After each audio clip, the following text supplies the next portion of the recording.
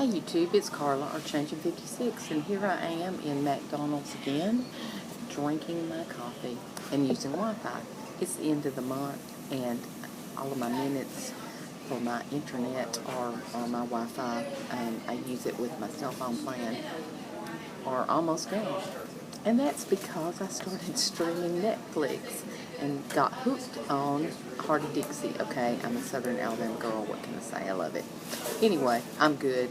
I still have minutes, but I thought, I can come and drink coffee and do Wi-Fi. So this is a response video to Rosemary, but it's kind of also my weekly video. Today is Monday, April the 28th, 2014. Yeah. Where is the time going? Big thing here today is the weather. Yesterday was the 3rd anniversary of April 22nd. Okay, I got interrupted with a phone call, and I may get interrupted again. That was my friend Judy, and she's in the emergency room, and so I don't know if she hit the phone by mistake or what, but I'm not going to call back because I just talked to her a few minutes ago. Anyway, today is the 3rd anniversary of, look at this face, no makeup, what can I say? I'm sorry. A little bit distracted here. The 3rd anniversary of the April 27th, 2011 tornadoes. Did a lot of damage in my hometown. Pretty much destroyed a large portion of the downtown and the historic home district. You've probably heard more about Tuscaloosa and saw the stories about the football team and Nick Saban and what they did to help during those tornadoes. Did a huge amount of damage in Tuscaloosa and Birmingham. It was a really, I heard it said once in a lifetime, but there's actually been one more here during my lifetime. But they're saying on the news that this is not April the 27th type, but it is very severe. And if you've seen the news, you've seen the damage and the deaths in Arkansas. So we are very weather aware here, and people are a little bit panicked about it. So that's what's going on here today. As far as my weekly video, nothing's really changed. I think I told you last week I don't know if I did or not. Anyway, I was taking my new lady to visit some friends. It was a great trip. We had a great time. I am totally enjoying that. And so both of my jobs are good. I'm going to stay with Mr. Cox tonight a little bit later because the weather's coming in late this afternoon and going to be through tonight, and I just can't stand him being by himself, so I'm going to go and stay with him. Rosemary's proof weight loss surgery works is how have you changed, or have you changed, and has it changed what person you have become? Have you how have you managed your new life? I am a new person, totally. I am totally a new person inside and out. The main reason I did the surgery was for my health, and it has definitely changed that. I went into the surgery with probably 7 comorbidities. Let's see, diabetes, heart issues. I had a stent, so heart disease, sleep apnea, kidney issues, high blood pressure, liver, cholesterol. I can go, that's 7 right there. Everything has resolved itself. Now the liver can't totally resolve itself, but my gastroenterologist said I bought myself at least 5 more years before we have to talk about transplant again. My cardiologist has dismissed me. He said unless, you have any chest pains or any problems, you don't need to come see me. He didn't recognize me when he saw me, and he's the one that tried to get me to do this well over 5 years ago. So he was very pleased. My PCP, when I see him, he still goes, "Oh, Carla, I can't believe," and he sang in my wedding, and we've been friends for years, and, he still sometimes does not recognize me. So basically, with the exception of my diabetes, my health issues have been resolved. And I've talked about the diabetes. It was good for a year, and or basically 18 months. And when reabsorption started, my body started reabsorbing sugar. That doesn't happen to all people, or it doesn't even really happen to most people. But it did happen to me, and part of it's just because of I think there's a lot of things that go into this. Your heredity, how long you were a diabetic, and, heredity is definitely plays a large factor into all my health issues, but both of my parents were diabetics. Also, I was a diabetic for over 20 years. I was on insulin and oral meds, and it didn't matter what I did, I couldn't control my sugar. So when I came out of surgery, I stopped my oral meds, and not long after, I stopped the insulin and was off everything for a year. And then I went back in and had my A1, last year my A1C was like 5.2, went back in, like a year later, and my A1C was 9.4. Not good. My doctor was not happy. He really thought and I didn't mean to go into all this, but my doctor really thought my pancreas had stopped working. And he did the blood work, and it has not. So we've tried several different things, and I've learned to accept that now. I'm taking oral meds and a small amount of insulin, and I'm good. I've learned to accept that. I just need to control my blood sugar. That's the main thing. And so that's under control again, and everything's good. So change, my health more than anything else has changed.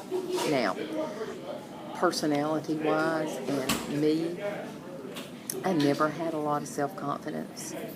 And a lot of that was just due to, being overweight my whole life, pretty much. As a child, I was teased and ridiculed. We didn't call it bullying, but that's what it was, because I was the little fat girl. But I grew up in the 70s. 60s and 70s. Graduated from high school in 1974. Twiggy was a big thing. She didn't weigh very much, and I probably didn't weigh that much then, but I was overweight compared to everybody else. And I know now that a lot of it really was hereditary. But I wanted to be a cheerleader. I wanted to do all these things, and I couldn't do those things. So I channeled my energy into what I could do. I was good at art. I was good at music. I was good at singing. Put me on a stage anywhere, and I'm good. I turn into another person. But I see that person now more day to day than I do on stage. When I modeled in the fashion show last week, that was the first time I'd ever done that. But I've been on stage a lot singing. Some of the girls were just like, "What do I do? What do I do? Bye, bye, bye, bye." They were just nervous. I said, I can do this. I went out there and I just rocked it. And somebody said, "Did you always want to be a model?" I said, "Well, not really, but, I'm comfortable on stage. I'm comfortable with who I am." Now, it's taken me a good while to get to this point, because for a while I had the body dysmorphia, and I looked in the mirror and I'm going, who in the world is that? And I still saw the fat person. But I've come to terms with who I am and what I look like. And I totally am a new person, inside and out. I had a really good friend, and he told me one time, when you start talking about education and teaching, you become a totally different person. You become passionate, and your knowledge and your passion for teaching and the kids you work with just amazes me. And I did, and I still do. I'm still very passionate about education. But that passion has transferred into the rest of my life, because I'm no longer a teacher. Rosemary said, is it selfish to become a more me person? I don't think so. Because I had taken care of other people my whole life. When my father died, I started taking care of my mother. And I took care of her for almost 30 years. one way or the other. And there were good times, she wasn't really bad off. The whole 30 years, she was like 62 years old when he died. But she lost her mother, her husband within 2 weeks of each other, and then in 6 months she lost her job because she was city clerk in Coleman, and the city clerk served at the pleasure of the mayor, and a new mayor was elected. He didn't want her anymore. He did let her stay until she was 62 so she could start drawing her retirement. But she had a lot of mental issues to deal with and emotional, and I had to step in and take over at that time. She got better, but she'd always had health problems. So I knew I had to do something because there's nobody to take care of me. So after she passed away, I took care of my husband when he was sick, and I took care of kids. I took care of everybody, and I didn't take care of me. So after my mom died, I finally decided it's time, and I take care of me now, me first. Take care of my health.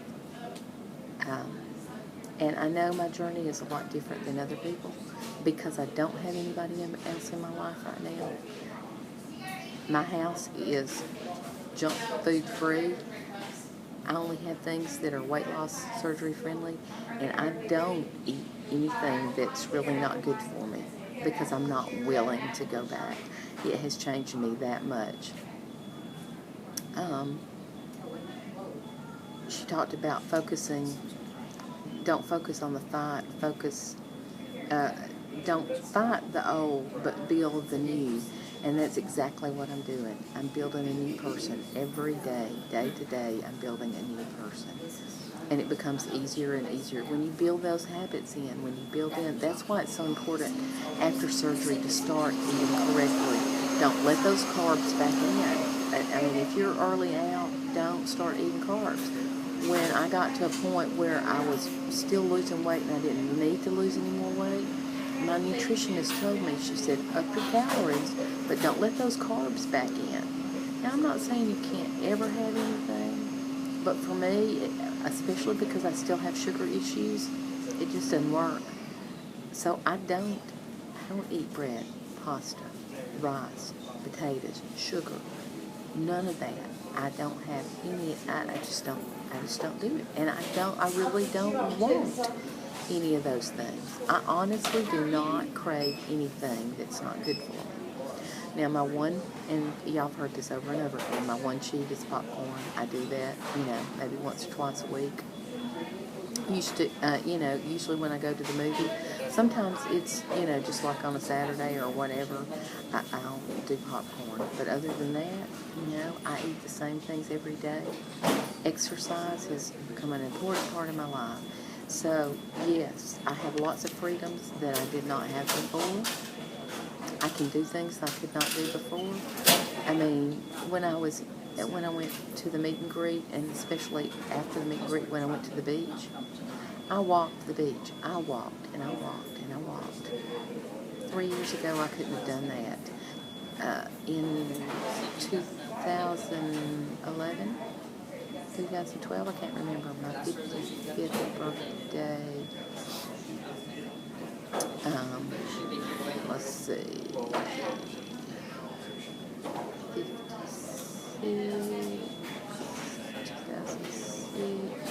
2011, because that's when I started this process.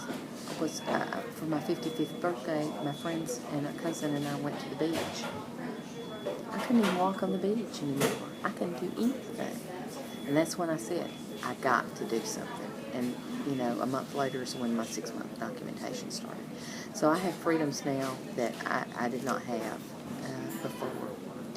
So, yes, I have changed. I've changed my looks. I've changed my hair. I've changed the inside of my body. I changed what I eat. I changed my exercise. I am a new person, and it's a good person.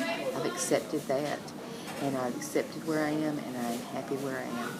Now, yeah, there are lots of things I'm like everybody else. I'd like to get rid of the excess skin, but I've accepted it, and I'm good where I am. If I'm never able to do that, I'm good. What I won't accept is gaining weight. I'm not willing to do that. I'm not willing to go back. So that has changed tremendously. Okay, Rosemary, this is way too long, but I'm doing this on capture, and I haven't done it before, and I think I'm going to play around with it. Not today, but I can add pictures and music and that kind of stuff now, and I had never done that before. I think maybe I can figure out how to do it. So, like I said, this video is way too long. I didn't mean to go into everything I went into, but I just kind of needed to do that. So, change is good, and for me, I have changed tremendously. Hope y'all have a great week. Stay safe. Bye.